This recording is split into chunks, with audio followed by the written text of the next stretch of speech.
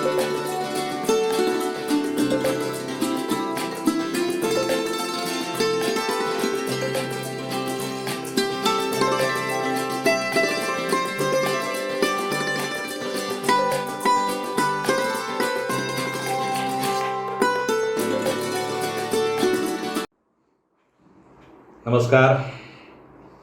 जय जिजाऊ, जय शहाजी, जय शिवशंभो.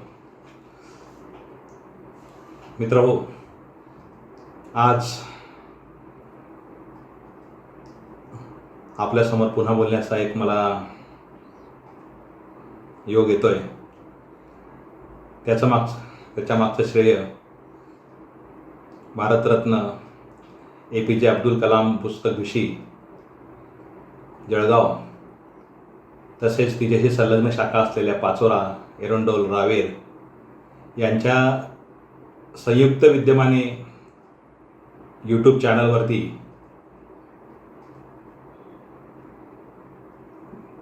बोलण्याचा मला एक योग मिळतोय.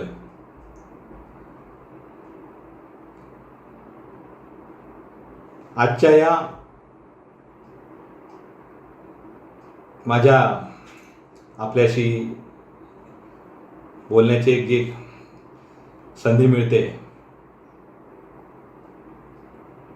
ती संधी ज्यांनी उपलब्ध करून दिली ते माझे मित्र आणि या सर्व प्रकल्पाचे जे आयोजक किंवा यूट्यूब चॅनलवरती ज्यांनी हे सगळं आयोजन केलं, ते या पुस्तकविषयीचे जे मान्यवर आहेत त्यांचा मला सुरुवातीला उल्लेख करावासा वाटतो. त्याच्यामध्ये प्रामुख्याने उल्लेख करायचा तर माननीय शिक्षण उपसंचालक प्राथमिकचे तथा आपले प्रख्यात सर्वांचे आवडते सुप्रसिद्ध कवी शशिकांत हिंगोणेकर दादा, ज्यांचं या पुस्तक विषयाला किंवा या सगळ्या प्रकल्पाला ज्यांची नेहमीच प्रेरणा मिळते, असे थोर मार्गदर्शक माजी निवृत्त शिक्षणाधिकारी आमचे आप्पासाहेब निळकंठ गायकवाड साहेब, तसेच समर्थ सहयोगी संस्थापक अथर्व प्रकाशनाचे प्रकाशक युवराजदादा माळी, तसेच कुमुद प्रकाशनाच्या प्रकाशिका संगीताताई माळी आणि अशा अनेक या प्रकल्पाशी, या पुस्तक विषयाशी किंवा या यूट्यूब चॅनलशी जे जोडलेले अनेक मान्यवर आहेत. सर्वांची या वेळेच्या अभावी मी सगळ्यांची नावं इथे मी घेऊ शकत नाही, तरी पण ज्यांचं एखाद्या मान्यवरांचा अनुल्लेख माझ्याकडनं होत असेल तर मी क्षमा मागतो. पण सर्वांच्याच सहकार्यानं हे एक अतिशय प्रभावीपणे जे एक खऱ्या अर्थाने एक समाजामध्ये एक प्रबोधनाच्या दृष्टिकोनातून एक पुस्तक विषयी आणि समाजाचं एक प्रबोधन करण्याच्या उद्देशानं जे एक अतिशय तळमळीतून एक आमचे अतिशय जवळची व्यक्ती, आमचे मित्र विजय लुले सर अतिशय तळमळीने करतायत. त्या सरांच्या बाबतीत एक मला मी थोडासा एक उल्लेख करतो की ज्या अतिशय प्रतिकूल परिस्थितीतून एक शिक्षक माणूस काय करू शकतो या बाबतीमध्ये जर म्हणजे एक स्वतः उत्तम शिक्षक तर आहेतच, ते एक आदर्श शिक्षक आहेत, पण त्याच वेळी आपण समाजाचं काहीतरी देणं लागतो या हेतूनं एक समाजाची साक्षरता असेल किंवा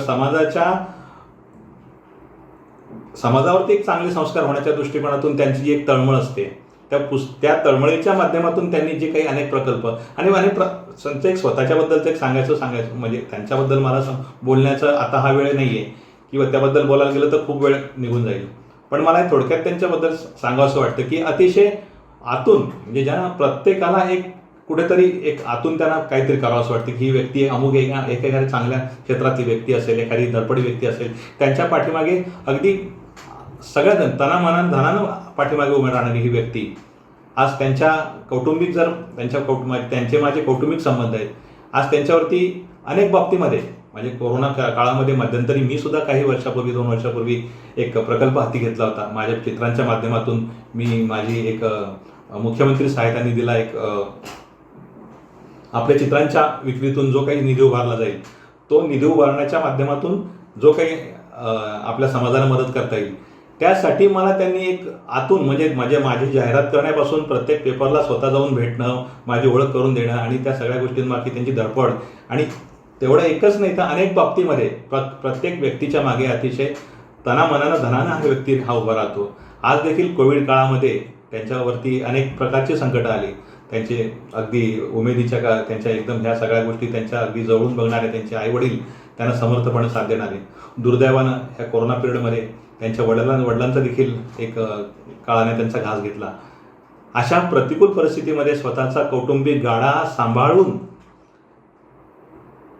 स्वतःच्या मुलींना देखील अतिशय जबाबदारपणे त्यांच्या पायावर उभा केलं. त्यांनी मुलींना अतिशय उत्तमरित्या त्यांनी संस्कार केलेत. मुली अतिशय हुशार आहेत, चांगल्या मेरिटमध्ये उत्तम पद्धतीने त्यांनी मार्क घेतलेले आहेत. त्यांच्या आई देखील त्या पद्धतीनं सगळं हे सांभाळत आहेत. तर अशा ह्या व्यक्तीला हे सगळं करण्यासाठी वेळ कसा मिळतो याचं मला खूप कौतुक वाटतं, की स्वतःची शाळाही सांभाळण्याची एक आपलं प्रकल्पही सांभाळायचा, त्याच्यानंतर अनेक पद्धतीने प्रत्येकाशी गाठीबिठी घेणं, प्रत्येकाशी संवाद साधून त्याच्या प्रत्येक बाबतीत त्याचा फॉलोअप ठेवणं आणि या सगळ्या गोष्टी करून रात्रंरात्र जागून या सगळ्या गोष्टी मार्गी लावणं, यामागचं त्यांची जी धडपड आहे ना त्याच्याबद्दल मी बोलावं तेवढं थोडं आहे. त्यांच्या या कौतुकाला किंवा त्यांच्या ह्या प्रकल्पाला किंवा त्यांच्या ह्या सगळ्या धडपडीला माझा एक मनापासून त्यांना दाद द्यावीशी वाटते, त्यांना मानाचा मुजरा करावासा वाटतो. मित्रहो, त्यांनीच मला आज बोलता करण्याचा प्रयत्न केला की सर, तुम्हाला एक संभाजी महाराजांवरती तुम्ही आजपर्यंत पेंटिंग अनेक बाबतीत केलेले आहेत, अनेक विषय तुम्ही हाताळलेले आहेत. शिवाजी महाराजांचा असो, संभाजी महाराजांचा असो, जिजाऊंचा असो, अनेक प्रकल्प मी माझ्या हातून साकारले जात आहेत. तर त्यांनी या माध्यमातून माझ्याबद्दल काहीतरी त्यांनी हेरलं असणार की यांना जसं चित्रातून बोलता येतं तसं प्रत्यक्षातही बोलता येतं. त्यांनी मला बोलतं करण्याचा प्रयत्न केला आहे. मग मित्रहो, मी काही वक्ता नाही. माझं जे बोलणं आहे ते मी चित्राच्या माध्यमातून बोलत असतो. मला जे काही सांगायचं ते मी माझ्या कुंचल्याच्या माध्यमातून सांगत असतो. पण हे करत असताना कुठेतरी माझं देशाटन होत असतं, पर्यटन होत असतं. अनेक मान्यवर जे जागतिक दर्जाचे मोठमोठे अगदी वक्ते असतील, ग्रंथकार असतील, इतिहासकार असतील, त्यांचं साहित्य वाचन, त्यांच्याशी प्रत्यक्ष गाठीभेटी या सगळ्या संस्कारातून मी कुठेतरी घडतोय. मी आज माझा अभ्यास हा अतिशय छोटा आहे. मी तुमच्याशी बोलण्याचा मी प्रयत्न करतोय. मला माझ्या चित्रांच्या माध्यमातून संभाजी साकारत असताना जे काही मला संभाजी महाराज भावले, जे कळले, ते मी कुठेतरी माझ्या मोडक्या तोडक्या शब्दात मी तुमच्याशी सांगण्याचा प्रयत्न करतोय. मला अपेक्षा आहे की माझं जे काही माझ्या भावना आहेत किंवा माझ्या संभाजी महाराजांबद्दल जे काही गोष्टी असतील, कदाचित अनावधानाने एखादं माझं उलटं बोललं जाऊ शकतं, तरी पण मला तुम्ही समजून घ्याल या अपेक्षेने मी तुमच्याशी बोलण्याचं एक धाडस करतोय. मला आपला सर्वांचा पाठिंबा आहे असं गृहीत धरून मी माझ्या पुढच्या विषयाला थोडंसं मी एक सुरुवात करतो. सुरुवातीला मी माझा परिचय देतो. मित्रहो, मी मूळचा चित्रकार जरी असलो तरी माझं मूळ सुद्धा एक शिक्षक म्हणून आहे.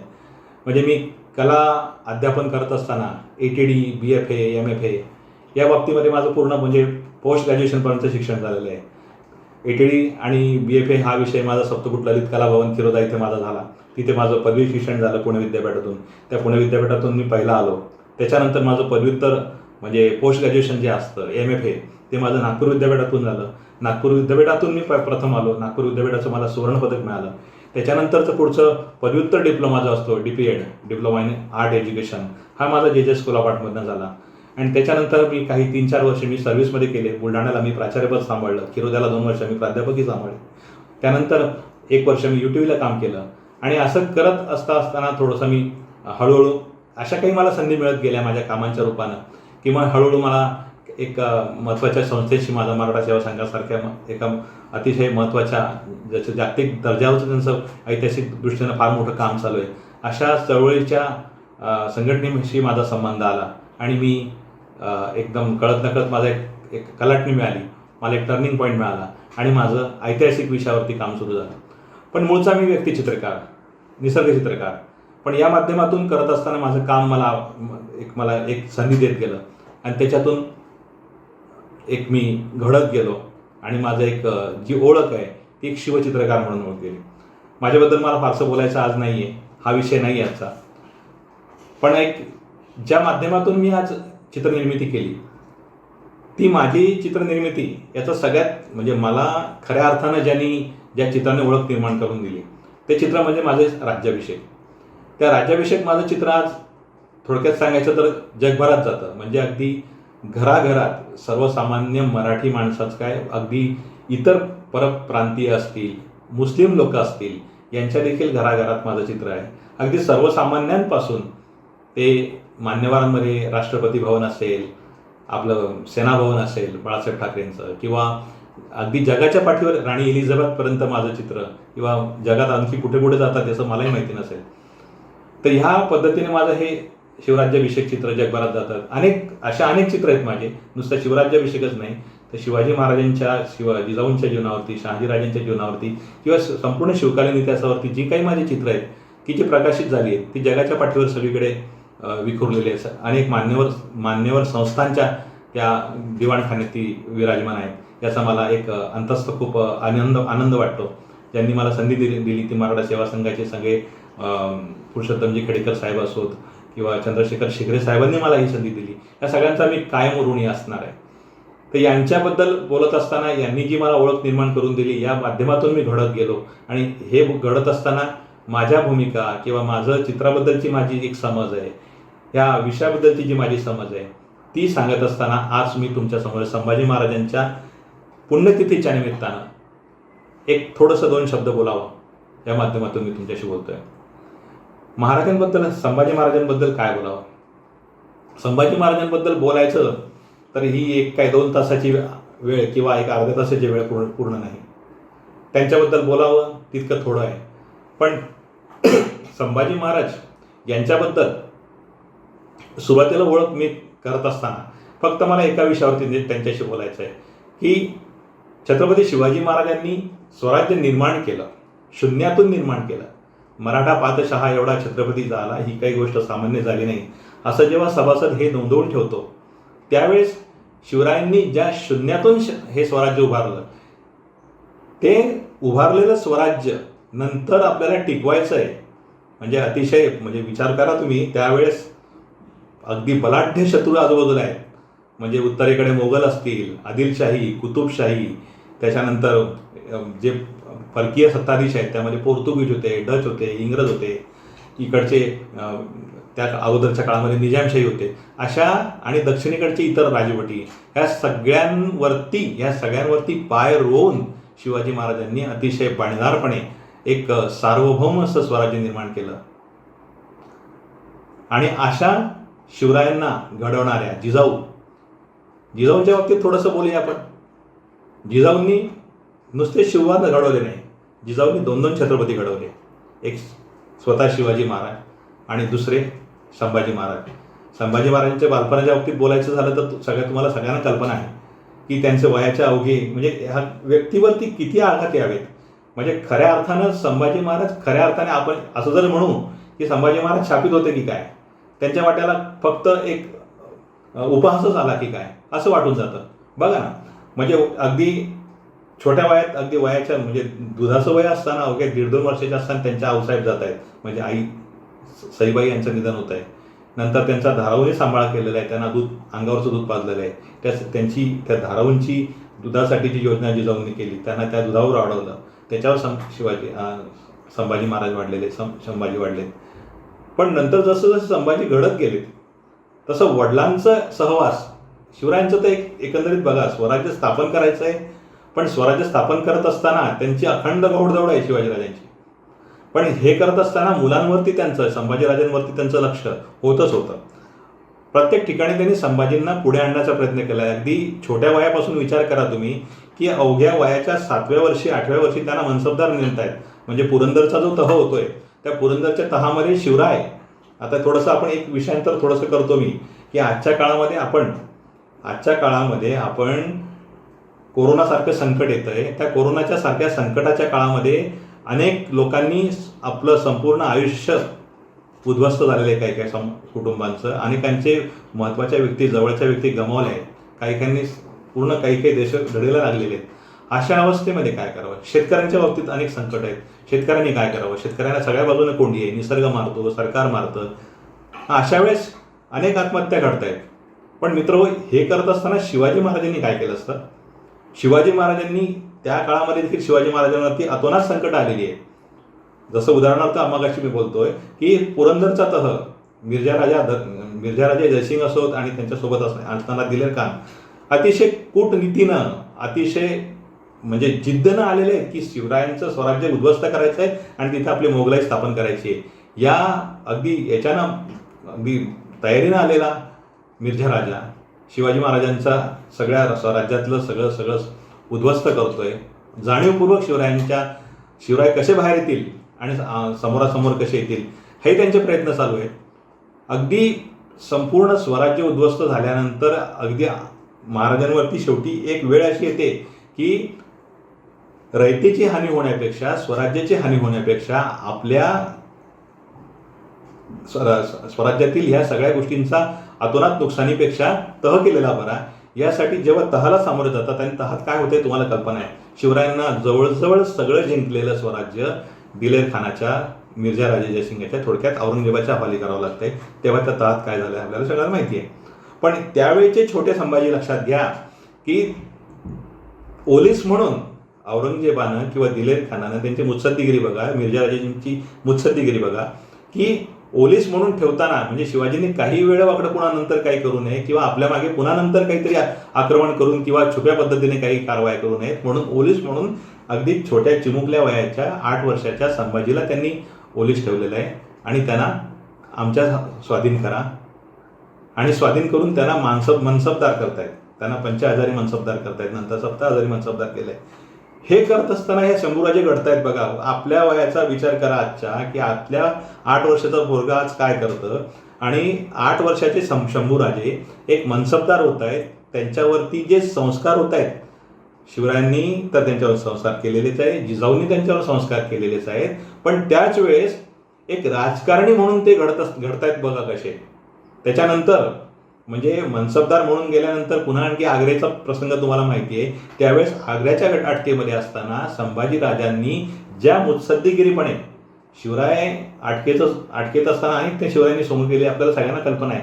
पण महाराज तर आतमध्ये होते, नजर कैदेमध्ये होते, पण बाहेरच्या संपूर्ण आग्रा प्रांतामध्ये जे मुत्सद्दीगिरीने सगळ्या गोष्टी म्हणजे शिवरायांच्या ज्या सूचना आहेत की आता तुम्हाला काय करायचं आहे, आपल्याला अटकेसाठी काय काय गोष्टी करता येईल, तिथल्या आपली जी काही माणसं होती पेरलेली, जे हेर खाते असतील किंवा जे आपल्या शिवरायांच्या विश्वासातली जे काही आपले मराठी माणसं असतील त्यांच्याशी प्रत्यक्ष बोलणं, त्यांच्याशी मुत्सद्दीगिरीनं संबंध ठेवणं, त्यांच्याशी त्या गोष्टीनं सुटकेसाठी ज्या काही गोष्टी डावपेच करायचे होते या प्रत्यक्ष गोष्टी मैदानात उतरून त्या हाताळणं, यासाठी जी चुणूक लागते, यासाठी जी मुत्सद्दीगिरी लागते तिच्या छोट्या वयाच्या शंभूराजांकडे होती हे लक्षात घ्या.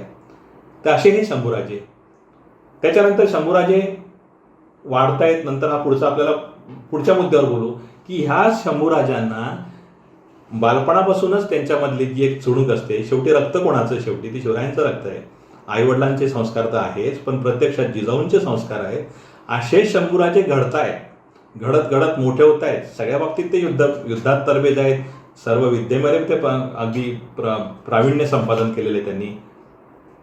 असे शंभूराजे त्यांच्या बाबतीमध्ये विद्वत्तेच्या बाबतीत तर तोडच नाही. त्यांना अनेक भाषा अवगत होत्या. जवळजवळ 14 ते 20 भाषांपर्यंत असं इतिहासात नमूद आहे. जवळजवळ त्यांना 14 ते 20 भाषांपर्यंत ज्ञान होतं शंभूराजांना. साधा विषय आहे. विद्वत्तेच्या बाबतीत बोलूया आपण. वयाच्या 14व्या वर्षापर्यंत ते 4 भाषांमध्ये ग्रंथ लिहित आहेत. नायिकाभेद, नकशी, 7 शतक आणि बुधभूषणम. बुधभूषणम हा त्यांचा ग्रंथ संस्कृत भाषेतला, नायिकाभेद नकशिक हा ग्रंथ त्यांचा संस्कृत भाषेतला, 7 शतक हा त्यांचा ग्रंथ अध्यात्मावरचा आणि बुधभूषणम हा राजनीतीवरचा. म्हणजे विविध प्रांतामध्ये त्यांनी मुसाफिरी केलेली आहे. वयाच्या 14 वर्ष लक्षात घ्या शंभूराजांचं किती प्रचंड त्यांचं विद्वत्ता आहे. म्हणजे एवढं प्रचंड विद्वत्ता यांच्यामध्ये येते, हे कुठून आलंय त्यांच्यामध्ये, हे त्यांना एवढं म्हणजे एवढ्या एकाच वेळेस ते युद्धामध्ये निपुण आहेत, मुत्सद्दीगिरीमध्ये निपुण आहेत, विद्वत्तेत निपुण आहेत, अनेक भाषा त्यांना अवगत आहेत. ह्या सगळ्या गोष्टी त्यांना कुठून मिळाल्या? अर्थातच त्यांच्यावर असलेले संस्कार, जे शिवरायांचे असोत, त्यांच्या आजोबांचे असोत, त्यांच्या आजींचे असोत, त्यांच्या आईंचे असोत. पण हे करत असताना जी ग्रॅस्पिंग पॉवर ज्याला म्हणतो आपण, हे सगळं कमवण्याची जी एक आतली शक्ती असते ना, ती शंभूराजांकडे होती. शंभूराजांच्याबद्दल आपण आजपर्यंत अनेक कथा वाचलेल्या आहेत, अनेक इतिहासामध्ये गोष्टी वाचलेल्या आहेत, अनेक चित्रपट आपण पाहिलेले आहेत. सुरुवातीच्या काळातले चित्रपट असतील किंवा सुरुवातीच्या काळातले ग्रंथ असतील, त्याच्याबद्दल अनेक चुकीच्या गोष्टी आजपर्यंत इतिहासकारांनी नमूद केल्या होत्या. माझ्यासमोर जेव्हा संभाजी महाराज, एक थोडा माझ्या बाबतीत बोलतो मी, की जेव्हा संभाजी महाराज म्हणजे जेव्हा एक हा छोटासा प्रसंग तुम्हाला सांगावासा वाटतो मला मित्र, की माझ्यासमोर ही संधी आली कशी. तर माझं एक जळगाव सोसायटीच्या माध्यमातून आमचं प्रदर्शन जळगावला भरलं होतं आणि त्यावेळेस माझं चित्र तिथे एक लावलेलं होतं. शिवाजी महाराज याची अजिंठा आणि वेरूळ या लेणीला भेट देत आहेत असा एक प्रसंग मी रेखाटला होता. प्रदर्शनासाठी काय करायचं, तर प्रदर्शन माझ्याकडे चित्र वेळेवर तयार नसायचे, म्हणून मी जे प्रोफेशनल चित्र होते ते तर मी लावू शकत नव्हतो. पण रात्रीतून मला प्रसंग सुचला की शिवाजी महाराजांनी वेरूळ लेणीला भेट दिलेली आहे, अजिंठ्याला भेट दिलेली आहे. मला तो प्रसंग स्फुरला. मी रात्रीतून ते चित्र वॉटर कलरमध्ये तयार केलं आणि ते प्रदर्शनात मांडलं. योगायोगानं ते प्रदर्शन बघायला आमचे मित्र आणि माझे मार्गदर्शक असलेले चंद्रशेखर शिकरे साहेब आणि त्याच वेळेस प्रख्यात इतिहास संशोधक अभ्यासक अशोक राणा सर हे आले. त्यांनी ते प्रदर्शन बघितलं आणि माझ्या चित्राजवळ ते बराच वेळ थबकलेले होते. आता अर्थात त्यावेळेस मी तिथे नव्हतो, पण त्यांनी ते प्रदर्शन पाहिल्यानंतर, चित्र पाहिल्यानंतर हे कोणी काढलं, माझं नाव असलं, ही माझ्याबद्दल चौकशी केली आणि मला भेटायच्याबद्दल त्यांनी नोंदवून ठेवलं. की माझी तर भेट झाली नाही त्यावेळेस, पण त्यांनी मला सांगितलं आम्हाला तुम्ही अमुक ठिकाणी भेटा. मी नंतर त्यांना भेटलो आणि त्यानंतर मला त्यांनी सांगितलं की तुम्ही आत्तापर्यंत काय काय अभ्यास केलेला आहे. मी म्हटलं मी आत्तापर्यंत अभ्यास असा काही नाही केला आहे, पण जे मिळत गेले ते वाचत गेले तुम्हाला. पण की ठीक आहे म्हणे, आपण आजपर्यंत शिवाजी महाराजांवरती बरंचसं लेखन झालेलं आहे, पण तुम्हाला संभाजींबद्दल काय माहिती आहे. आता मला जे माहीत होतं मी सांगितलं. पण हे करत असताना संभाजींबद्दल तुम्हाला जे माहिती आहे ते ठीक आहे म्हणे, पण आता जर आम्ही तुम्हाला एक संधी दिली तर तुम्ही संभाजींवरती काम कराल का. म्हटलं का नाही, मला तर आवडेल. कारण माझ्यासाठी तेव्हा मी नुकत्याच नोकऱ्या सोडून असं स्ट्रगल पिरियडमध्ये होतो. माझ्यासाठी एक फार मोठी संधी चालून येत होती. मी तिला अगदी आनंदाने हो बोललो. म्हटलं अर्थात. मग त्यांनी माझी परीक्षा घेण्याची ठरवली. माझ्यासारख्या आणखी इतर 10-12 आर्टिस्टना त्यांनी महाराष्ट्रातल्या ते विषय दिले आणि काही ग्रंथ पुरवले त्यांनी की हे आधी पहिले संभाजींवरचे ग्रंथ तुम्ही वाचा आणि मग त्याच्यानंतर 12-15 विषय दिले आणि त्याच्यावर तुम्ही रेखाटनं करून आणा. आणि 1 महिन्यानंतर आम्हाला प्रत्यक्ष भेटायला बोलवलं. ते बोलवल्यानंतर मग त्यांनी प्रत्यक्षात माझ्या चित्रांची रेखाटनं वगैरे केल्यानंतर मला त्याच्यात त्या महिनाभराच्या पिरियडमध्ये जो संभाजी कळला आणि त्याच्यावरून मी जी रेखाटनं केली ती त्यांना भावली आणि त्याने मला नंतर पुढे संधी दिली.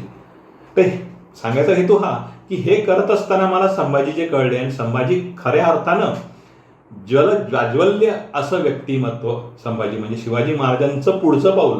त्यांच्यापेक्षा कदाचित मी सांगतो शिवाजी महाराजांनी देखील जर आणखी आयुष्य मिळालं असतं तर कदाचित इतिहास फार मोठा वेळ राहिला असता. तसंच शंभूराजांना देखील आणखी आयुष्य मिळालं असतं किंवा त्यांना गद्दारीनं जर त्यांच्यावरती घातपात झाला नसता तर अजून काही इतिहास वेगळाच राहिला असता. हे आपल्याला सगळ्यांना ज्ञात आहे. पण हे करत असताना संभाजींवरती मला या अभ्यासामध्ये ज्या काही गोष्टी जाणवल्या की त्यांच्यावर कशा पद्धतीनं अत्याचार केला गेलेला आहे, कशा पद्धतीचा अत्याचार म्हणतोय मी की त्यांच्या चारित्र्यावरती अत्याचार केलेला आहे. हा चारित्र्यावरती अत्याचार कसा, तर त्यांच्या हातीमध्येच म्हणजे शंभूराजे छोट्या वयात असताना त्यांना काही गोष्टी ज्या चुकीच्या दिसत होत्या. उदाहरणार्थ त्यांचेच काही मंत्री की ज्यांनी शिवरायांच्या खांद्याला खांदा लावून स्वराज्य वाढवलं, त्याच्यातले काही असे मंत्री होते की जे करप्टेड होते आजच्या भाषेमध्ये म्हणजे भ्रष्टाचारी. जसं अण्णाजी दत्त असतील, सुरनीस असतील, रावजी सोमनाथ असतील, आणखी इतर असे. हे काय करायचे, शिवरायांना भेटीसाठी येणार जे मान्यवर असतील ते नजराणं आणत, मोठमोठ्या देणग्या आणत. मग हे काय करायचे, त्याच्यातून आपला वाटा मागायचे. आमच्याकडे लक्ष ठेवावं, आम्ही सुद्धा इथले मंत्री आहोत, थोडंसं आमच्याकडेही बघावं. आणि ह्या अपेक्षेतनं ते त्यांच्याकडनं थोडासा वाटा मागायचे. किंवा थोडंसं शेतकऱ्यांवरती अन्यायकारक गोष्टी असोत की दुष्काळ पडला आहे पण कुठेतरी शेतकऱ्यांना त्या काळामध्ये जी काही एक सरकारीच्या माध्यमातून जी एक मदत मिळायला हवी किंवा त्यांच्यावरती एक दिलदार वृत्तीपणानं शेतकऱ्याला सांभाळून घेण्याची वृत्ती पाहिजे, ती कुठे या बाबतीमध्ये हे मंत्री त्या बाबतीमध्ये कुठेतरी काळ वगैरे करायचे. ह्या गोष्टी शंभूराजांच्या बालवयात लक्षात यायच्या आणि त्या जसे त्यांच्या लक्षात यायला लागल्या तसे शंभूराजे त्यांना उघड त्या विरोध करायला लागले. या जसं उदाहरणार्थ बघा, या बघा अण्णाजी दत्तो समोर येतात, या बघा, या या या या हे बघा, हे लबाड अमात्य आले. अरे हा छोटासा चिमुरडा शंभू राजा, उद्याचा छत्रपती, आम्ही शिवरायांच्या खांद्याला खांदा लावून स्वराज्य वाढवलंय, आणि हा कालचा पोर आम्हाला थेट आमचा अपमान करतोय, आम्हाला वाटेल तसं बोलतोय. इथूनच ठेणगी पडायला सुरुवात झालेली आहे. म्हणजे हा उद्याचा छत्रपती आहे, शिवरायांचा वारस आहे, उद्या यांच्याच हातात स्वराज्याचे सूत्र राहणार आहे, तर उद्या आपलं काय राहणार? म्हणजे आत्ताच जर आपल्याला याच्या डोळ्यात आपण काय करतोय दिसतंय, तर उद्या तर हा आपल्याला कुठल्याच गोष्टीत आपल्याला काही सरायला पुरण ठेवणार नाही. पण ह्या गोष्टी शंभूराजांच्या बद्दल विष, म्हणजे या व्यक्तींच्या मनामध्ये जे विष निर्माण होत गेलं, त्याच्या मागे हे शंभूराजांचा बाणेदारपणा, त्यांचा स्पष्ट वक्तेपणा, ह्या गोष्टी कारणीभूत ठरल्या. आणि त्या शंभूराजांच्या ह्या गोष्टी ह्या मंत्र्यांना त्यांच्या विरोधात जाण्यास प्रोत्साहन देण्यात आलं. यांनी काय केलं मग? नुसतं हेच कारण नाही, जोपर्यंत जिजाऊ हयात होत्या तोपर्यंत ह्या सगळ्या गोष्टींना खूप काही प्रतिबंध होता. पण जिजाऊ वारल्यानंतर मात्र काय झालेलं आहे की यांना सगळ्यांना रान मोकळं. एक तर म्हणजे जिजाऊन गेल्यानंतर दाग उरला नाही. शिवराय तर सतत मोहिमेवर असायचे. पण राजाराम यांचा जन्म झाल्यानंतर खऱ्या अर्थानं या मंत्र्यांच्या ज्या कट कारस्थानाला आणखी चालना मिळाली. म्हणजे त्याचं झालं काय की त्यांच्या अण्णाजी दत्तो सारख्यांच्या मनात हे निर्माण झालं की अरे आता शंभूराजांना पर्याय उपलब्ध झालाय बरं का, आता आपल्याला हरकत नाही आपल्याला जे साध्य करायचे ते. मग त्यांनी काय केलं, हळूहळू सोयराबाईंच्या मनामध्ये संभाजींबद्दल नको ते भरवायला सुरुवात केली, त्यांचे कान भरायला सुरुवात केली. शंभूराजे राजारामांना त्रास देतात, पाण्यात पाहतात, त्यांचा द्वेष करतात, म्हणजे अशा कागाळ्या गोष्टी. किंवा आणखी एक गोष्ट सांगतो, म्हणजे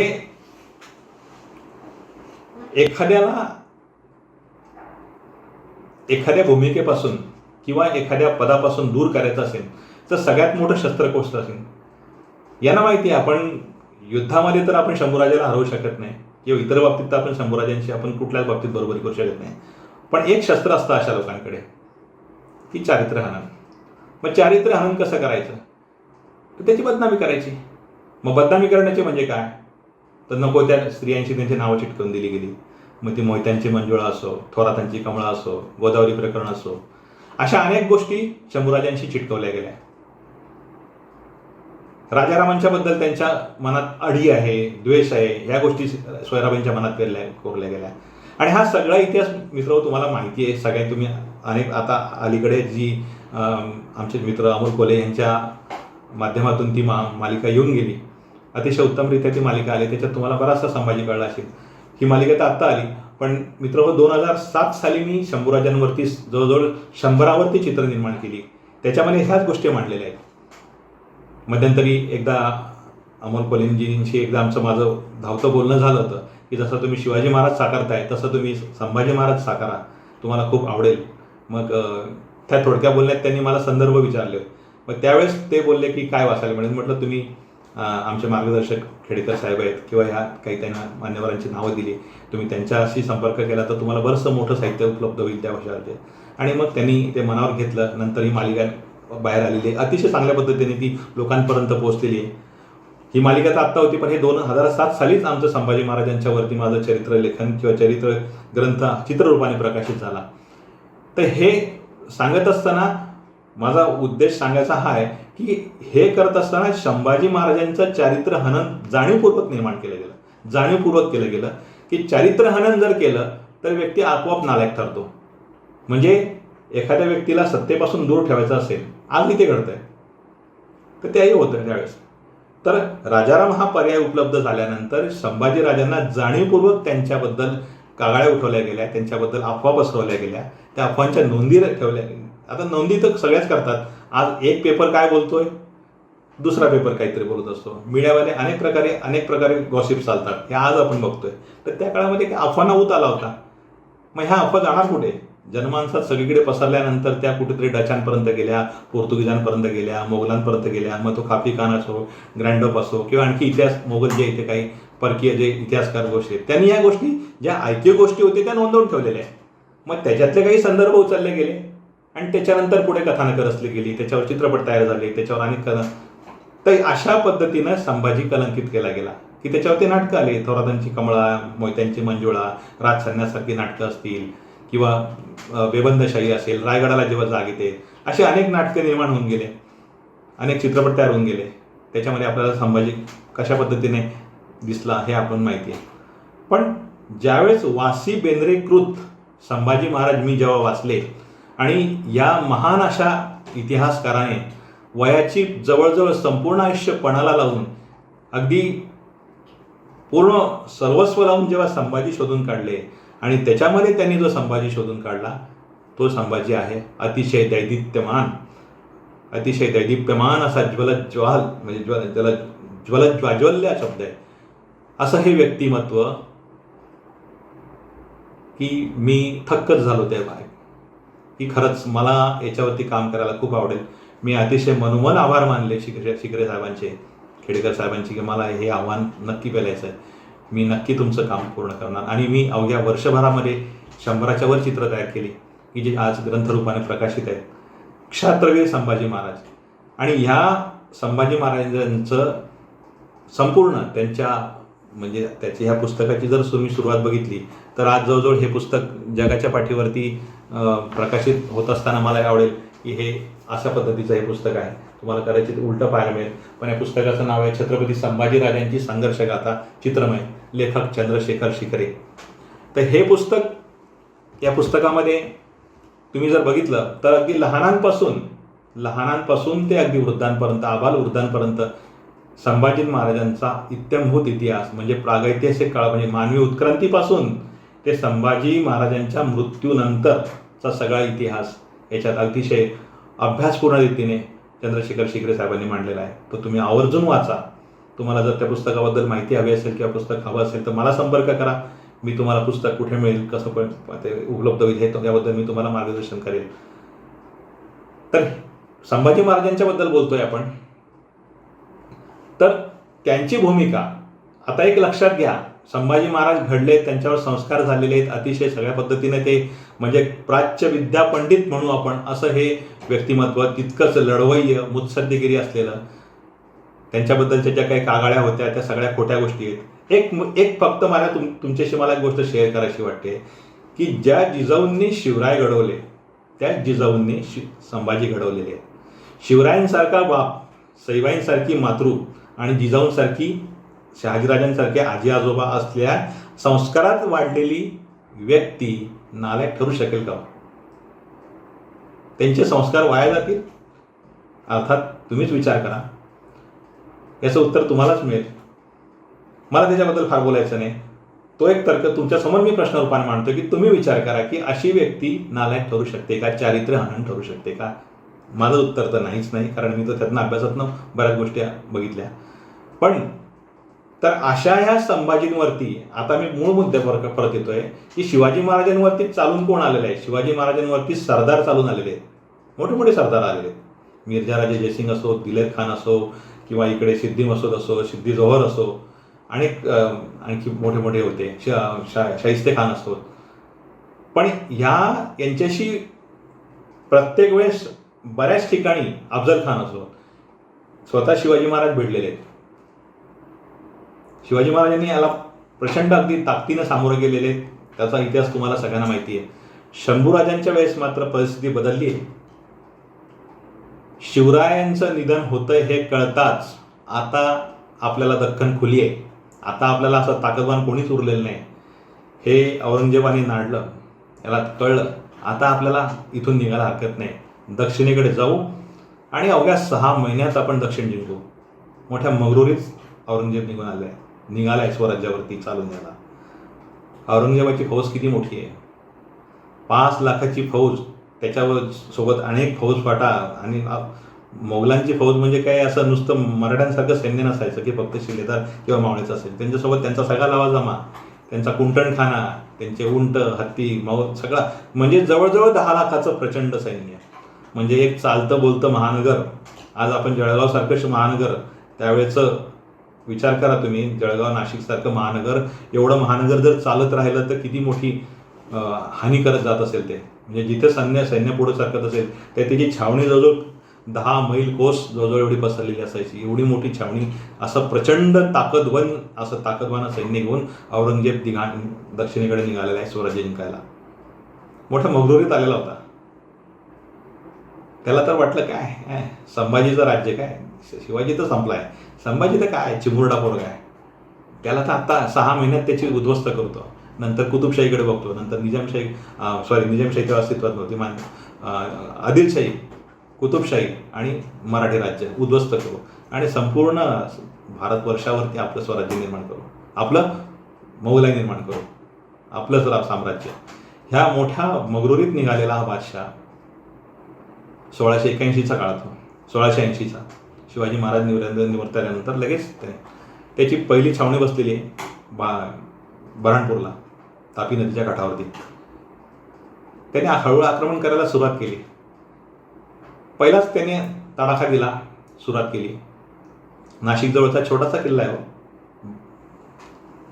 अगदी रामशेजचा किल्ला आहे, नाशिक जवळचा छोटासा काही किल्ला, उंचीनं थोडका, त्याच्यावर त्याने पहिलं आक्रमण सुरू केलं. त्याचं सेनापती पाठवले, त्याचे सरदार पाठवले.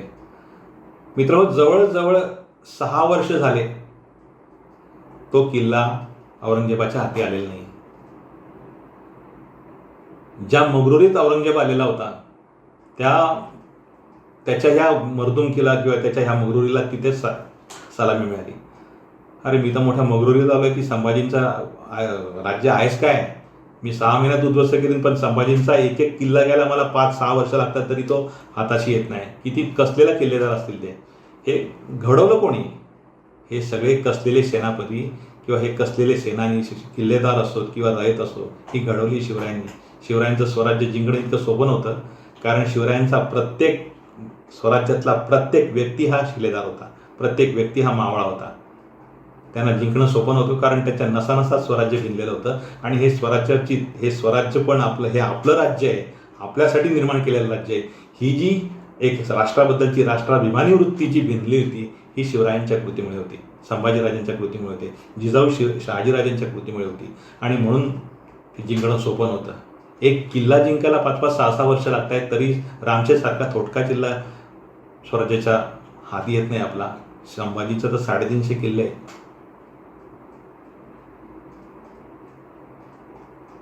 माझं आयुष्य तरी मला पुरेल काय, असे किती मला जन्म घ्यावे लागतील. औरंगजेबाने तिथेच हताश झालेला आहे, सगळ्या बाजूने नामोहरम आहे, प्रत्येक ठिकाणी.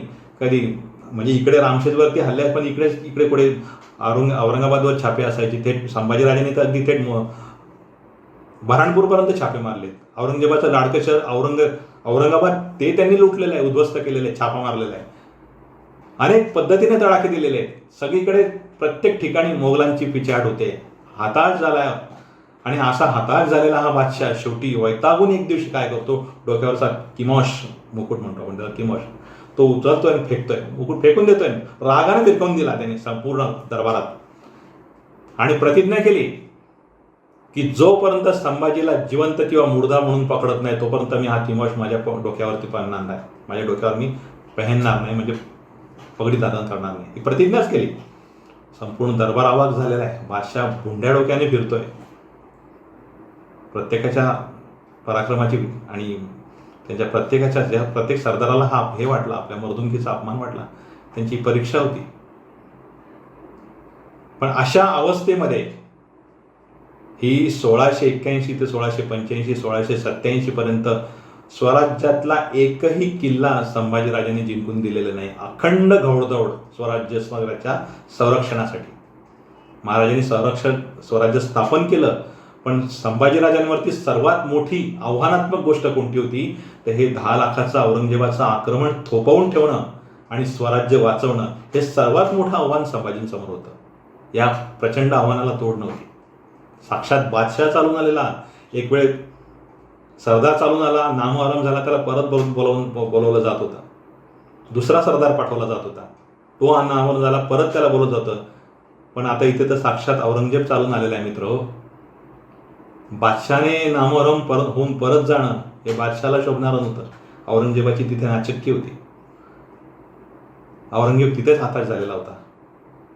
आणि अशा अवस्थेत त्याला परत जाणंही योग्य नव्हतं की आलोय मोठ्या मगरुरीनं, आता जाईन तर जिंकूनच, नाही तर इथेच मी माझी इतिश्री करेल.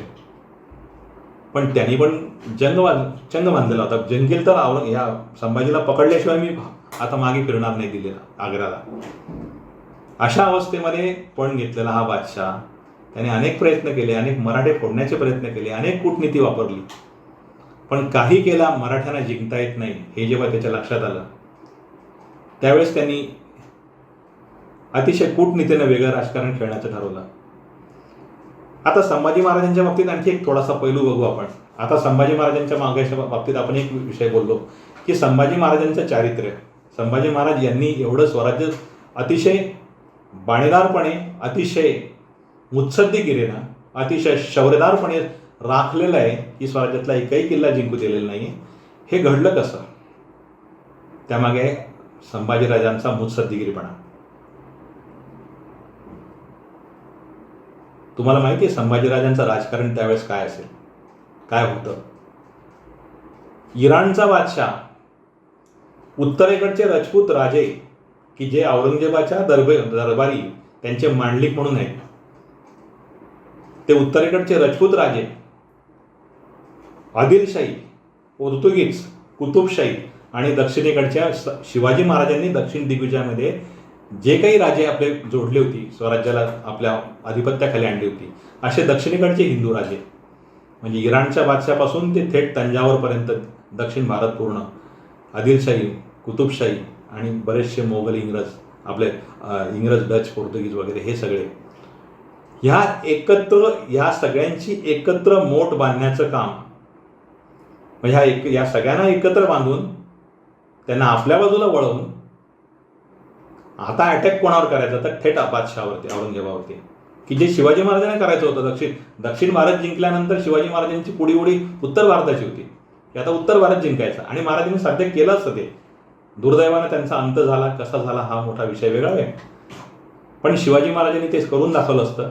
पण जे शिवाजी महाराजांना करायचं होतं तेच संभाजींनी करायचं ठरवलं की आता आपल्याला हे सगळी एवढी मोठी फिल्डिंग बांधलेली आहे त्यांनी, आणि ह्या सगळ्यांना याची एकत्र मोड बांधून एकत्र फिल्डिंग करून आता औरंगजेबाला थेट भिडायचं आहे. एवढी मोठी राजकारण करायला वेळ किती लागत असेल? तुम्ही आजचा विचार करा. आजच्यासारखे त्या काळात काही मोबाईल नव्हते की एक मोबाईलवरती संपूर्ण जगामध्ये आपण सगळ्या गोष्टी व्हायरल करू शकतो. त्यावेळेस एवढं मोठं राजकारण करायला त्यांना किती वेळ लागला असेल विचार केला का तुम्ही? त्याच्यावर त्या काळातलं सगळ्यात अतिशय वेगवान साधन कुठलं असेल तर फक्त घोडा. घोड्याशिवाय वेगवान काहीच नव्हतं. आणि एवढ्या इराणच्या बादशापासून ते दक्षिणेकडचे संपूर्ण दक्षिण भारत, एवढा प्रचंड टापू यांच्याशी आपल्या ह्या सगळ्या किंवा औरंगजेबाच्या विरुद्ध ज्या काही गोष्टी आपल्याला राजकारण करायचं त्याच्या विरुद्ध ज्या सगळ्या मोठ बांधायचं, यासाठी जे दळणवळण लागतं, ज्या संदेशाचं दळणवळण करण्यासाठी जी ताकद लागते, यासाठी किती राजकारण करावं लागलं असेल? यासाठी किती रात्र संभाजीराजांना जागावं लागलं असेल? डोळ्यात तेल घालून स्वराज्याचं रक्षणही करायचं आहे आणि हे राजकारण पण करायचं आहे. अखंड 24 तास ही व्यक्ती घोड्यावर जेवण करायची, चालू घोड्यावरती झोपायची, अशी रात्रंदिवस युद्धाचा प्रसंग असलेली व्यक्ती ह्या शंभूराजाला कधी बायांच्या माड्या चढायला वेळ मिळाला असे नो.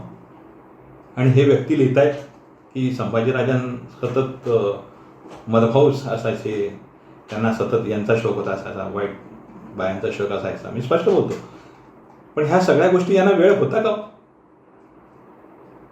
एवढं राजकारण करणारी व्यक्ती, एवढं प्रचंड मोठ औरंगजेब बादशाह विरुद्ध बांधणारी व्यक्ती, यांचं राजकारण किती? आणि हे राजकारण आताच नाही आहे मित्र, लक्षात घ्या. हे शंभूराजांचं राजकारण हे आग्र्यापासूनच आहे.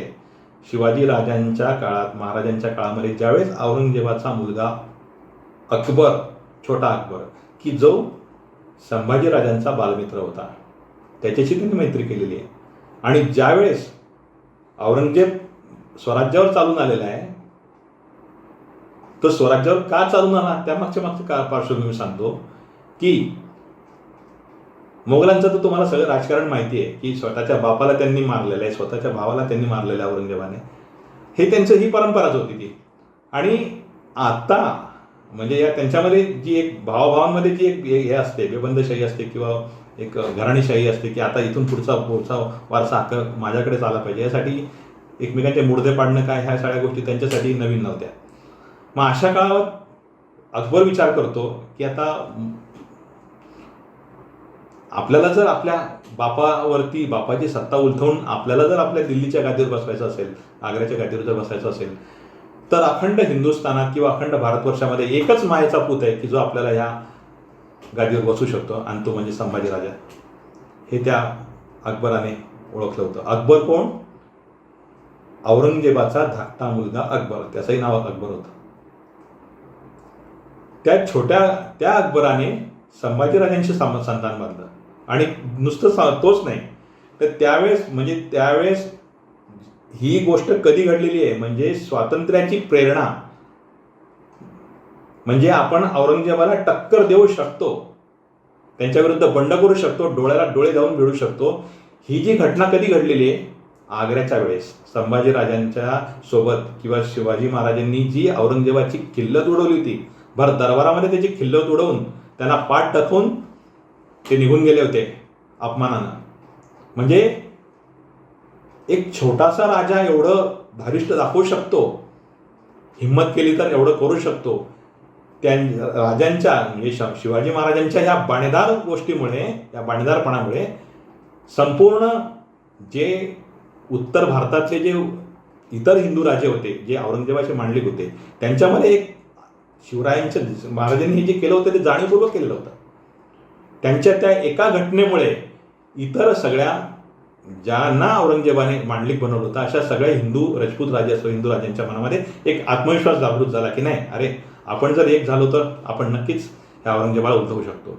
आणि ही तेव्हापासूनची एक जी टाकलेली ठिणगी होती, त्या ठिणगीचं रूपांतर नंतर संभाजीराजांनी जो बालमित्र जोडलेला होता अकबर, त्या अकबराला, तो अकबर नंतर चालून आलेला आहे. आणि त्याच्यासोबत नुसता अकबर नाही, जे औरंगजेबाचे जे इतर मांडलिक राजे होते, त्याच्यामध्ये दुर्गासिंग राठोड असतील किंवा आणखी इतर जे राजपूत राजे होते, या सगळ्यांना त्यांनी सोबत घेऊन दक्षिणेकडे आलेला आहे. अकबर कोणाकडे आलेला आहे? संभाजींकडे आलेला आहे की मला तुमच्यासोबत घ्या. संभाजीराजांनी पण ह्या गोष्टी सहजासहजी केलेल्या नाही आहेत. शेवटी सापाचं पोर आहे, कोणत्या हेतून आले काय माहिती. संभाजीराजांनी त्याने अनेक पद्धतीने त्याची परीक्षा घेतलेली आहे. आणि जेव्हा संभाजीराजांच्या परीक्षेत तो उतराई ठरला, तेव्हा संभाजीराजांनी अकबराला जवळ केलेलं आहे आणि त्याला थारा दिलेला आहे स्वराज्यामध्ये. तर असे हे औरंगजेबाच्या दरबारी असलेले असंतुष्ट असे हिंदू राजे, इराणचा बादशाह, दक्षिणेकडचे राजे, आदिलशाही, कुतुबशाही, ह्या सगळ्यांची एकत्र मोठ बांधण्याचं काम संभाजीराजांनी करण्यासाठी त्यांना किती प्रचंड राजकारण करावं लागलं असेल हे लक्षात घ्या. याच्यावरून संभाजीराजांकडे किती कमी वेळ होता आणि ह्या अतिशय कमी वेळेमध्ये एवढा प्रचंड अशा औरंगजेबाला थोपवायचं होतं, स्वराज्याला सुरक्षित ठेवायचं होतं. आणि अशा ह्या संभाजीराजांना इतिहासामध्ये काही चुकीच्या इतिहासकारांनी कलंकित केलेलं आहे. हळूहळू त्या गोष्टी आता आपल्या ह्या सगळ्या नवीन पद्धतीने जे काही संशोधित इतिहास समोर होते त्या माध्यमातून आपल्या समोर येतातच आहे. तर मला हे सांगायचं, तर ज्यावेळेस असा हा संभाजीराजा नंतर पकडला कसा गेला? संभाजी महाराजांना पकडण्यामध्ये फितुरी आहे. आता या फितुरी कशा पद्धतीने झाली याच्यामध्ये इतिहासकारांमध्ये मतभेद आहेत. मला त्याच्यामध्ये काय खोलात करायचं नाही, कारण मी इतिहासकार नाही. पण माझ्या अभ्यासात काही मला गोष्टी सांगितल्या गेल्या, त्याच्यामध्ये एक गोष्ट सांगितली गेली की माझ्या अभ्यासामध्ये की मी त्या पद्धतीने चित्र निर्माण केले गेले की काही स्वकीय शत्रूंनीच घात केलेला आहे त्याच्यामध्ये. मग त्याच्यामध्ये त्यांचा शालक का असेना, म्हणजे गणोजी शिर्के असो, पण गणोजी शिर्केला देखील वाट दाखवणारे, ते गणोजी शिर्केत देखील ह्या गोष्टी पेरणारे जी काही स्वराज्यद्रोही मंडळी होती, त्यांनी घात करून संभाजीराजांना पकडून दिलं गेलं. मुकरब खानाने अतिशय पद्धतशीरपणे, मला हा संभाजी महाराज कसे पकडले गेले हा सगळ्या गोष्टी तुम्हाला माहिती आहेत. हा पुढचा इतिहासबद्दल मला काही फारसं बोलायची गरज नाही. पण त्याच्यानंतर संभाजी महाराजांना पकडल्यानंतर जवळजवळ 1 महिनापर्यंत त्यांची जे अतोनात हाल होत आहेत, त्याच्यावरती आपल्याला थोडंसं बोलायचं आहे. त्याच्याविषयी मला थोडंसं बोलायला तुमच्याशी आवडेल की संभाजी महाराजांना जे हाल करून मारलं गेलं, 1 महिनाभर त्यांची हाल केली. संभाजीराजांबरोबर त्यांचा अतिशय जिगरी मित्र कवी कलश, दुर्गासिंग राठोड किंवा अशा अनेक जे त्यांचे महाराजांना जीवाला जीव देणारे व्यक्ती होत्या त्या त्यांच्यासोबत होत्या, त्याही पकडल्या गेल्या. आणि त्या सगळ्यांचे औरंगजेबाने हाल सुरू केले. संभाजीराजांना पकडल्यानंतर तर साक्षात औरंगजेबाने काय केलं असेल तर पहिल्यांदा तर त्याला स्वतःवर विश्वास पडला नाही की संभाजीला साक्षात पकडलंय. जसं संभाजी महाराजांना अटकेच्या अवस्थेत साखळदंड जखडलेल्या अवस्थेत त्यांना पकडल्या गेल्यानंतर त्यांना समोर उभं केलं गेलं, त्यावेळेस ह्या बादशानं, हिंदुस्थानच्या बादशानं पटकन सिंहासन सोडलंय आणि समोर येऊन त्यांनी थेट जमिनीवरती त्याने बस्तान मांडलेलं आहे आणि अल्लाचे आभार मानलेत त्यांनी. या अल्लाह तेरी मेहरबान. म्हणजे म्हणजे मी हे स्वप्न बघतोय की काय, की साक्षात शंभूराजाला माझ्यासमोर, ह्या संभाला माझ्यासमोर हजर झालंय, हा माझ्यासमोर आहे, माझा विश्वास नाही, अल्लाह तुझे आभार मानतो मी. म्हणजे ह्या पद्धतीने त्याने अल्लाचे आभार मानलेले आहेत या औरंगजेबाने, हिंदुस्थानच्या बादशाने संभाजींना पकडल्यानंतर. त्याच्यानंतर पुढे काय काय गोष्टी घडल्या त्याच्याबद्दल मी थोडंसं बोलतो. की संभाजी महाराजांना पकडल्यानंतर अनेक गोष्टी म्हटल्या गेल्या की त्यांना, आता इथे पण थोडंसं संभाजीराजांचं चरित्र आहे ना कशा पद्धतीने केलेलं आहे बघा. की संभाजीराजांनी मग कुठेतरी स्वतःला कमीपणा घेतला की ठीक आहे, स्वतःला वाचवण्याकरता ठीक आहे, मी थोडक्यात त्याबद्दल बोलतो की मी मुस्लिम धर्म स्वीकारायला तयार आहे, तुझी छोटी मुलगी मला दे, जेबुन्निसा नाव तिचं होतं. ह्या अशा खोट्या गोष्टी आहेत त्याच्यामध्ये. एक लक्षात घ्या, तिथे मी 3च गोष्टी विचारतो की त्याच्यामध्ये माझ्या अभ्यासात ज्या गोष्टी आल्या त्याच्याबद्दल मला बोलायचं आहे. मी इतिहासकार नाही, पण माझ्या अभ्यासातून मला जे काही ते मी तुमच्याशी शेअर करतोय. आणि तुम्ही माझ्यापेक्षा प्रचंड अभ्यास केलेल्या व्यक्ती असू शकता, तुम्हाला देखील ह्या इतिहासात गोष्टी शोधता येतील, सापडतील. तर त्याच्यामध्ये संभाजीराजांना 3 प्रश्न औरंगजेबाने विचारलेले आहेत. पहिला प्रश्न, माझे कोण कोण सरदार तुला सामील आहेत, त्यांची नावं सांग. आता तुम्हाला मगाशीच बोललो मी की संभाजीराजांना कोण कोण सामील होतं. साक्षात औरंगजेबाचा लाडका जो पुत्र आहे शेवट धाकटा तो अकबर, आणि उत्तरेकडचे सगळे राजपूत राजे, मांडलिक हिंदू राजे की जे औरंगजेबाचे मांडलिक असलेले राजे शंभूराजांना मिळालेले होते. पण औरंगजेबाला त्यांची नावं माहीत होती की त्या सगळ्यांची नावं मला सांग. संभाजीराजांनी विचार केला, प्राण गेला तरी बेहत्तर. ज्यांनी माझ्यावरती विश्वास दाखवला, माझ्याकडे जे विश्वासाने आले, त्या माझ्या विश्वासांची किंवा ज्या माझ्या मित्रांच्या विश्वासाची मी बेमानी करू, प्राण गेला तरी बेहत्तर, मी त्यांचे नाव सांगणार नाही. संभाजीराजांनी दाद दिली नाही. पुन्हा प्रश्न विचारला, तुझा स्वराज्याचा खजिना कुठे आहे तो सांग. शंभूराजांनी त्यालाही दाद दिली नाही. प्राण गेला तरी बेहत्तर, मी माझा खजिना तुझ्या हवाले करणार नाही, माझा खजिना कुठे कुठे आहे नाही सांगणार तुला. तिसराही प्रश्न विचारला की तू हे केला, हा प्रश्न विचारला त्याने की एवढा मोठा तेजस्वी पुरुष तू काय करतोयस, तुला जीवदान हवं असेल तू माझ्या धर्मात आहे. संभाजीराजांनी तेही मानलं नाही. मला कुठलाही, माझा धर्म असेल, माझा देश असेल, माझा राष्ट्रधर्म, स्वराज्य धर्म हाच माझा धर्म आहे, माझं स्वराज्य हा माझा धर्म आहे, या अर्थाने तर धर्मवीर म्हटले जाते. स्वराज्य धर्म त्यांनी सांभाळलेला आहे, मित्रप्रेम त्यांनी सांभाळलेलं आहे. मित्राशी त्यांनी कुठल्याही पद्धतीने गद्दारी केलेली नाही, स्वराज्याशी त्यांनी कुठल्याही प्रकारे गद्दारी केलेली नाही, स्वराज्याच्या खजिन्याशी त्यांनी कुठल्याही प्रकारे गद्दारी केलेली नाही. शेवटपर्यंत त्यांनी साठवलं होतं की प्राण गेला तरी बेहत्तर, यातला मी तुला काही देणार नाही. याच्यामध्ये धर्मांतराचा प्रश्न येतच नव्हता. आणि औरंगजेबाने कुठल्या पद्धतीने त्यांना धर्मांतर करण्याबद्दल काही सुचवलेल्याचं इतिहासात तरी नमूद नाही आहे. ज्या काही गोष्टी आहेत त्या सगळ्या गोष्टी इतिहासकारांमध्ये मतभेद असू शकतात, मी पण त्याच्यामध्ये वाद घालू इच्छित नाही. पण संभाजी महाराजांनी जे हौतात्म्य पत्करलंय ते स्वराज्यासाठी केलेलं आहे. प्राण गेला तरी बेहत्तर, मी माझं स्वराज्य तुझ्या हवाली करणार नाही, स्वराज्याच्या खजिन्याच्या चाव्या तुझ्या हवाली करणार नाही, स्वराज्याच्या किल्ल्या तुझ्या हवाली करणार नाही. मग या अर्थाने संभाजी कोण ठरतात? अर्थात त्यांचं त्यावेळेचं तेज, कितीही काही झालं, प्राण गेला तरी बेहत्तर, मी काही करणार नाही. अक्षरशः त्याच्यानंतर त्यांचे कितीही वाईट पद्धतीने हाल झालेले आहेत. अक्षरशः क्रूर नजरेनं संभाजीराजांनी त्याला शिव्या दिलेल्या आहेत. अक्षरशः कवी कलश असतो, संभाजी महाराजांनी लाखोली वाहिलेली आहे, औरंगजेबाची चितू केलेली आहे, डोळ्यात डोळे घालून त्याची निर्वसना केलेली आहे. औरंगजेबाला हे सहन झालेलं नाही. त्यांनी एक एक करून त्यांचे अवयव निकामी केले. डोळ्यात डोळे घालून बघतो, त्यांचे डोळे फोडलेले आहेत. आमच्याशी उद्धटपणाने बोलतो, बादशाहपणाचा कुठलाही तू हे ठेवत, मुलाइजा ठेवत नाही, जीभ कापलेली आहे. कुठल्याही काही केलं ऐकत नाही, कानात शिसं भरलेलं आहे. ह्या सगळ्या गोष्टी संभाजीराजांचे हाल हाल करून त्यांना मारले गेलेले आहे. तर ह्या सगळ्या गोष्टींवरनं संभाजीराजांचा हौतात्म्य लक्षात घ्या की स्वराज्यासाठी स्वतःच्या प्राणाची आहुती देणारा इतक्या अतोनात पद्धतीने छळ निर्माण केलेला आहे त्यांचा की त्यांचे एक एक डोळे काढले, दुसरे डोळे काढलेले नाही, तर डोळे काढून त्यांच्या डोळ्यामध्ये तापत्या सळ्या घुसवलेल्या आहेत, डोळे फोडलेले आहेत, रक्ताच्या चिळकांड्या उडाल्या आहेत. काही केलं ऐकत नाही म्हणून कानात शिसं भरले गेलेलं आहे, त्यांचे हातपाय छाटले गेलेले आहेत, त्यांची जीभ ओढली गेली आणि छाटली गेलेली आहे, एक एक हात कापला गेलेला आहे. तरी काही केलं ऐकत नाही, काही केलं सांगायला तयार नाही.